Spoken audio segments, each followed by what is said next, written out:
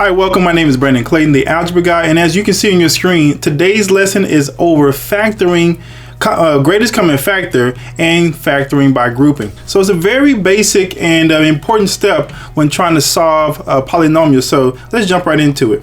So by the end of this video, you'll be able to do these three things. Find the greatest common factor of two or more expressions, find the greatest common factor from a polynomial, and factor by grouping. Now, earlier we discussed multiplying factors together, right? So 3 times 4 is 12. Those are multiplying factors together to get some kind of product. Now we're going to be working in reverse to get the factors. So we're just really going to be doing the reverse of it.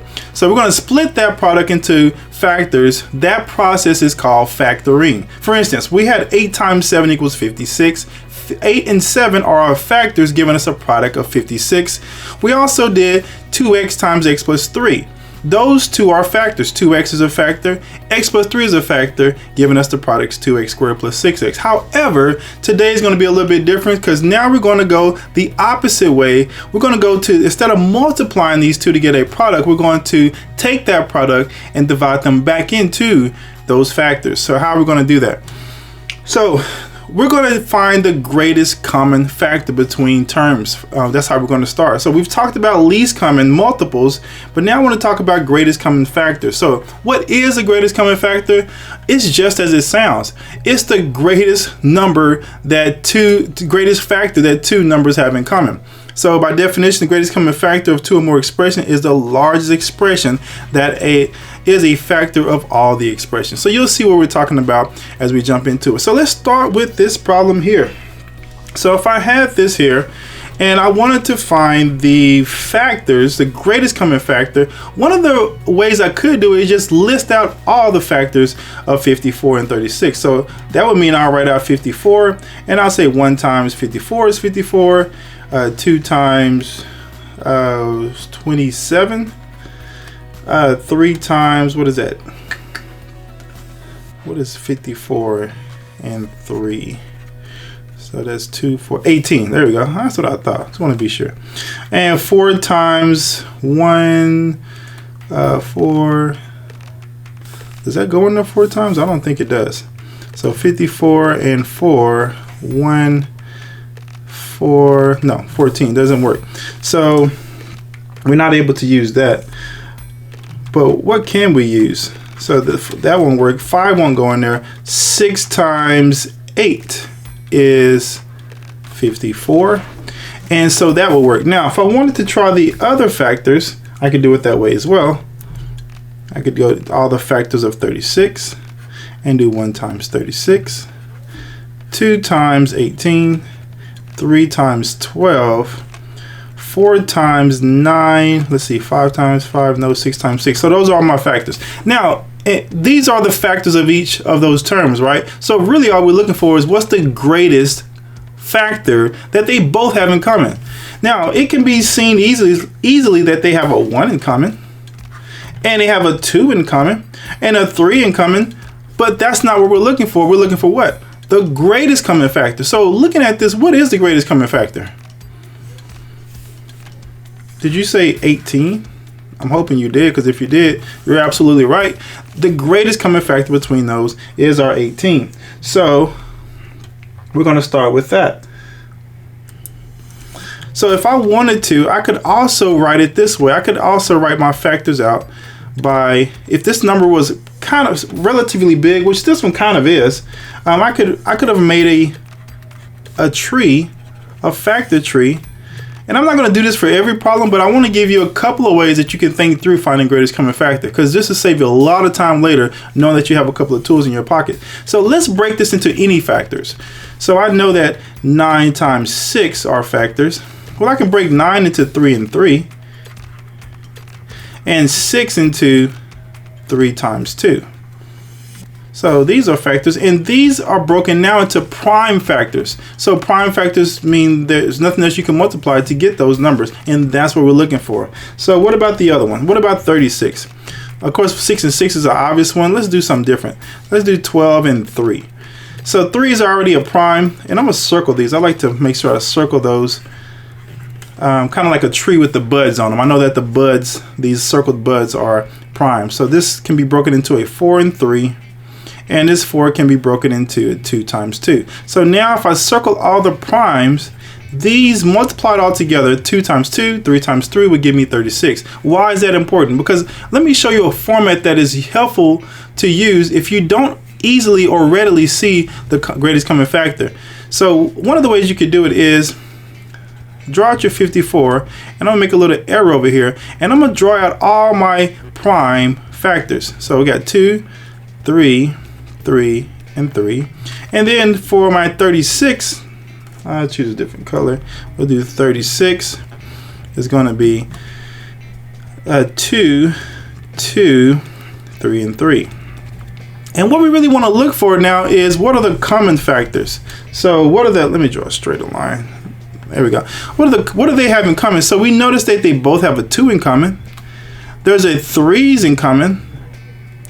And they both have a pair of 3's in common here. So why is that important? Because now I know that I can bring down this 2, and it's going to be multiplied by this 3 and multiplied by this 3. So multiply all those together. 3 times 3 is 9. 9 times 2 is 18.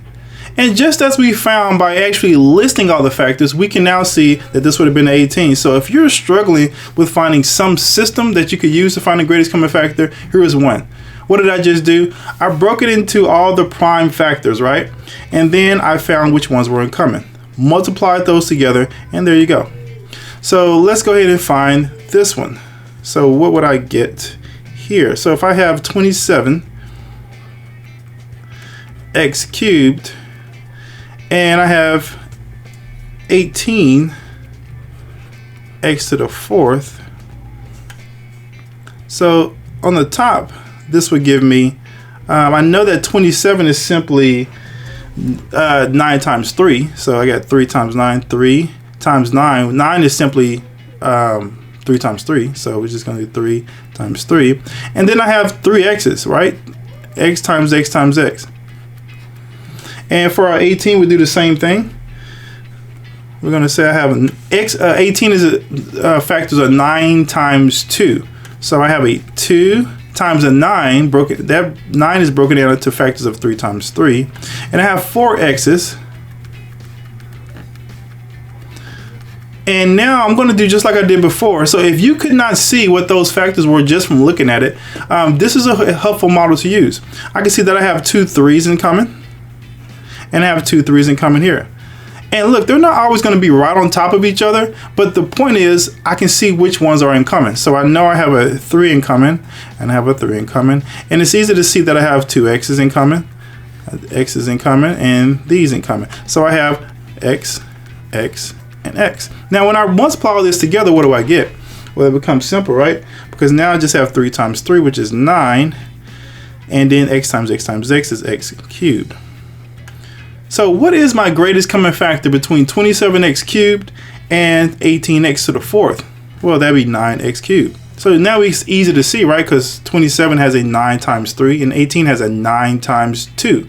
And they both have at least 3 x's, so there you go. So you'll find that to be pretty helpful as we move on. So let's just do that. So when I go to the next one, here's what I get. All right, so how do we handle these? Let's practice with these two here. In the first example, we had a constant, but what if you have these variables? You know, in the second problem, I did have a variable, so how would you handle it? Let's do a couple more practices. And I want to always encourage you, try to work these by yourself before I work them, just to see if you're catching on. All right, so greatest common factor. So I like to start out by writing both of my terms down. And we're going to write the other one. 6xy here, and I'm going to break this 4 down into both of its primes, 2 times 2, and this x to x times x and the y. And for our 6, we're going to do 2 times 3 with an x and 3 y's. And now we just simply look and see which one are common. Now, if you can clearly see that 4 and 6 have a 2 as the greatest common factor, then just take that 2 out. You know, I would just go ahead and say, yeah, I can see that there's a 2 there. If you see that x squared and x, the biggest they have in common is 1x, well, just take that out. And again, with y and y to the third, the biggest factor they have in common is just 1y. So you're done there. You have to do no more. But if you can't, and if there's a bigger problem and you're not sure, I want to continue to show you that method of how to do that. So I can see that there's a 2 in common, and they have an x in common. Notice that they have a y in common, and that's it, just like we thought there was. So we have a 2, an x, and a y. So 2xy is what we'll come up with. All right, what about this next one? Same thing. We have a 21x cubed and a 9x squared. So 21 can be broken into prime factors of 3 times 7, 3 and 7, and then I have my x's, and 9 can be broken down into 3 times 3, and I have x times x for those x squared. So which ones are in common?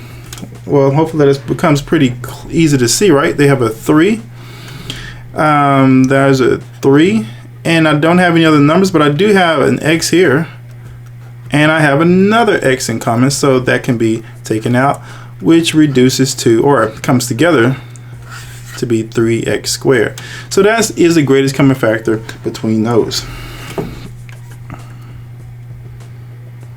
All right, so what about this one? Distributive property. So what are we really doing? We're really just doing the opposite of the distributive property. If you think about it, because distributive property, if you remember how it works, you take some number and you multiply it to both of the terms inside the parentheses in this case, giving you a, b, and ac. However, with factoring, we're now taking that expression and we're factoring out anything they have in common. In this case, it's an a and an a. So we're taking that a out and leaving the b and c in the parentheses. So that's the concept, that's the idea behind factoring. So if we move forward, let's practice a few of those to draw this, make this point home, take this point home. So let's look at both of these terms, 4x and 12. Well, let's look at the number first. Do they have any factors in common? Sure, they have 1, 2, but the greatest they both have in common is a what? A 4. So I'm going to take out a 4 and put the rest back in the parentheses, leaving me an x there. Why? Because 4 times x gives me 4x. And what would I put here to get 12? 4 times 3. So another way I could write 4x plus 12 is 4 times parentheses x plus 3. All right, similarly here, 5 and 5, well, that's pretty simple. They both have a 5 as a factor. And now I'm left with an a, because 5 times a gives me back this term, 5a. How do I get that 5? Well, that'll be 5 times 1, so that'd be plus 1. Here, 12 and 60 have a 12 as a greatest common factor. There's an x there, and 12 times a negative 5 would give me that negative 60. And that's it. That's all we need to do there. All right, what if you got a little bit bigger problem? This looks a little bit more complicated. You're still going to do the same thing. And let me talk through the steps again, because it becomes pretty routine as you think through it. First, you start with your numbers. Let's look at 4, 24, and 28 and ask ourselves, what's the greatest common factor between all three of those? Now, here's an easy way of starting with this. Start with the smallest number, because that number has the least number of factors, and take the greatest factor there is. For 4, the greatest factor is 4. So first I'm going to ask, do they all have a factor of 4? And it looks like they do, because 24 times 6 is 24, and 4 times 7 is 28. So I can take a 4 out. I noticed that there's a variable too. Do they all have at least one y that can be taken out? No, it doesn't. So I can't do anything else with that but take out the 4. So let's proceed to put the rest back in to parentheses. So now 4 times what gives me the 4y squared? This is y squared. 4 times something gives me 24. That'll be the 6.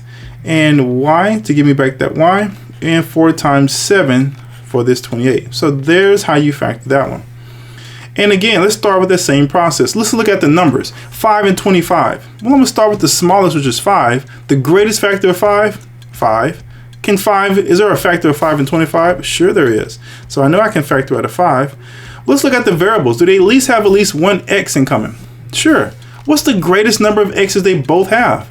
Well, 2 because this one has 2, this one has 3, so they at least both have 2. So let's take out the greatest number we can. Now we could just take out 1, but we're looking for the greatest common factor. So now let's make our parentheses. To get 5x third, we just simply need to multiply by x, because 5 times 1 is 5. There's a 1 in front of here, and x squared times x gives us x cubed. 5 times what gives us a negative 25? Well, that'd be minus 5. And I don't have to put x squared here because there's an x squared here that's going to multiply to this 5 and give us back this x squared there. So we're good just like that. All right, let's do this one. Same thing. 21, 9, and 15. Greatest common factor. Pause it and see if you can work these before I do. All right, so I'm going to start with my smallest number and say, is 9 a factor of all these? Well, no, because 9 times a number won't give me 21 or 15. But what about 3? 3 times 3 is 9. And it looks like I can take a 3 out of all these. So that's what I'm going to do. I'm going to take at least one 3. Do they all have a variable in common? They all have at least one x. This is the smallest x, so I'm starting with that one. So now I can factor everything back into these parentheses. 3 times what gives me 21? That'll be 7. X times something gives me x to the third. Well, there's 3 here. There's 1 here. I need 2 more. 3 times what gives me a negative 9? This would be a minus 3. And to get my x squared, I multiply by another x. So that x and x gives me that x squared. And 3 times this 5 would give me the 15. And I don't have to put an x there because there's already an x here. So this is what it looks like after being factored. All right, same thing here. Let's start with the lowest number, 8. They don't have all factors of 8. But let's go back to 8 and think about what's the next lowest factor? 4, because 4 times 2 is 8. Do they all have at least a factor of 4? And they do. So we can factor that 4 out. And what about the variables? Do they both all have at least an m? Yep. You can factor the m. What's the greatest number of m's? They all have at least 1, right? Because this last term has at least 1. Do they all have an n? They don't, so I can't factor that out because it requires me to factor out all of them. So now this becomes 4 times 2m squared, and 4 negative 3. 4 times negative 3 gives me a negative 12. To get this m squared, I need just one m, but I also need an n, because there's no n here that's being multiplied to get back this negative 12 m squared n. What about the 20? How do I get my 20? So this is going to have to be 4 times something gives me a 20. So it looks like I need a 4 times 5 to give me that 20. So I'm going to do a positive 5 here. And in order to multiply this, I need at least one m, which it already has. But I did not factor out an n squared, so I'm going to have to add that here at the end. So I'm going to put n squared. And voila, there we go.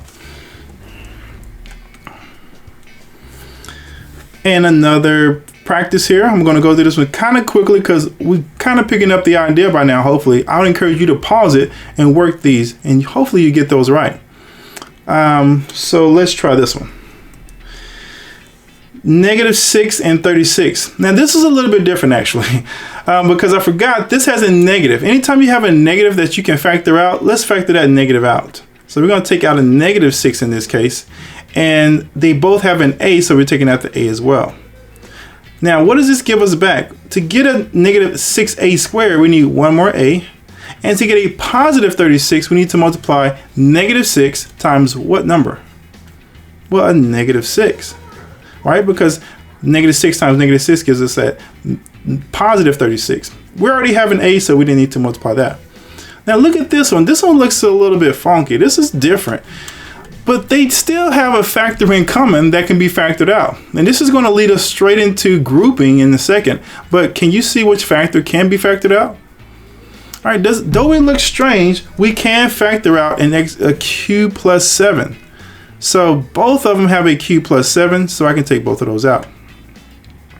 So, and both those q plus 7s are multiplied by 5q on this one, and this one's being multiplied by -6. So this is how you would factor that out. I know that looks strange, but get the idea.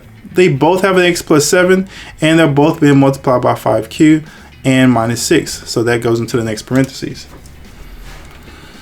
All right, now factor by grouping. When would I use this? This is useful when you're dealing with more than 3 terms. In this case, we have 4 terms. So in order to group it, it sounds just the way it is. We're going to literally put them into groups.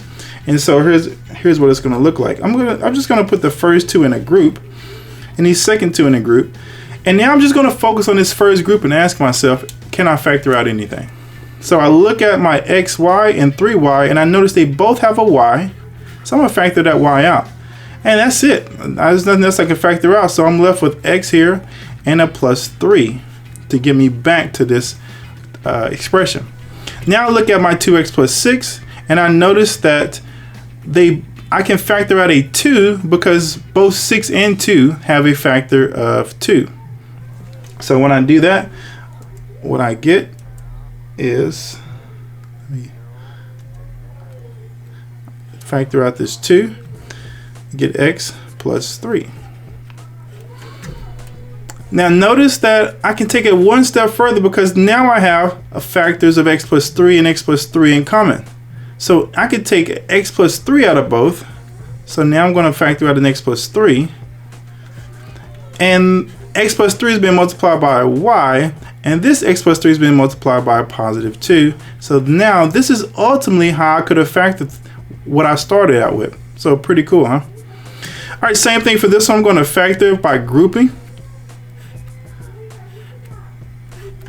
And I'm going to put a plus sign here just to remember that I'm adding, because it looks like they started multiplying, but I'm adding here. So look at x squared plus 3x. Well, they at least have one x in common. So this becomes x, and this becomes plus 3. Because x times x gives me x squared, and x times 3 gives me 3x. Well, here I could take out a negative 2. Remember, whenever we're given an option, we want to try to take that negative off that leading coefficient. So we're going to factor out a negative 2. And then make this x and plus 3. Again, I'm able to factor out this plus 3, x plus 3, so I'm going to do that. I see both have an x plus 3. And this x plus 3 is being multiplied by an x, and this one by a minus 2. And there we go. So that's how you factor by grouping. Now, did we cover everything? I believe we did. We found the greatest common factor of 2 or more expressions. We factored out the greatest common factor from a polynomial. And lastly, we just saw we factored by grouping. Hey, thanks for tuning in. My name is Brandon Clayton, the Algebra Guy, and I will see you next lesson.